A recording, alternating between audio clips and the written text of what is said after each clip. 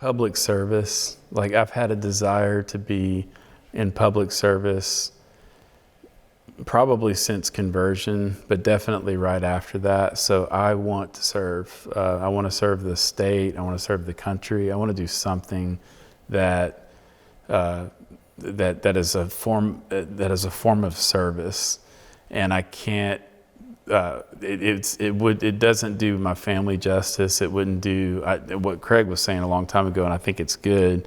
And other people have said different things, but I've tried to, in the multitude of counsels, there's wisdom. Some people that have served our country well, and the state and the country and different things like that, have intentionally waited, and so they try to check the box of financial freedom before they go out and try to serve other people. When I became a Christian, I felt like this, definitely called to Christ and called to be saved, but I also felt like the Lord did something that at the same time, I just, where I wanted my life to make a difference and I wanted to do something, but I thought that was ministry. So I thought through that a lot.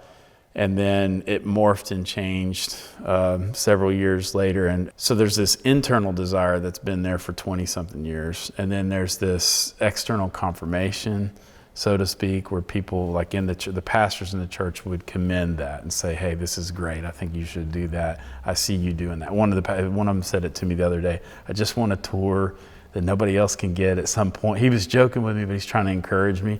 Don't forget, if you ever go off and do anything, you ever get involved in politics, just one day give me a tour of somewhere that other people couldn't get into.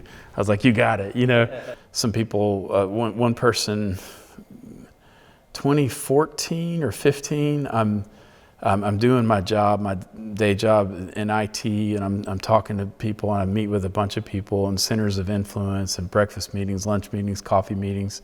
I'm doing that type of thing, and I'm having a coffee meeting with a lady, and just to network and that type of thing. And she asked me, where do you see yourself 10 or 15 years from now? And I said, well, I've always wanted to raise my family, to get them financially secure and independent. And then at some point I'd love to serve the state and or the country. And she said, well, what does that mean? And I was like, I would love to be involved in politics. And she kind of tilted her head and said, I sit on a silent board that recruits candidates for public office, and we need you now. And I would love to serve. It would be amazing to serve. William Wilberforce is my historical hero, and anybody that hears of everybody now knows him. Before Amazing Grace and before he started becoming well known again, I had read about him and just thought, man, that's a life well lived. He fought against the slave trade for decades, and then right when it was abolished, he died. And I thought, sign me up for that. I don't care. That's awesome. I would love my life to do something like that.